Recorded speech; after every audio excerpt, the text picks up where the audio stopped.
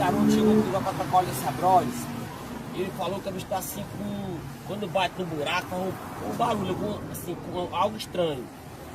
Aí tudo indica aqui que é corrente, vai estar corrente, ó. Quer dizer, quando ela bate no buraco, tá esse pulo, ó. Aí o estralozinho que ele sente é ela querendo cair aqui, cair, ó. Entendeu?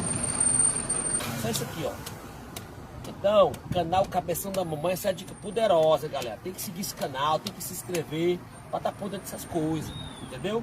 Que é um jovem, às vezes que é a primeira motinha dele, tá tendo aqui uma aula top.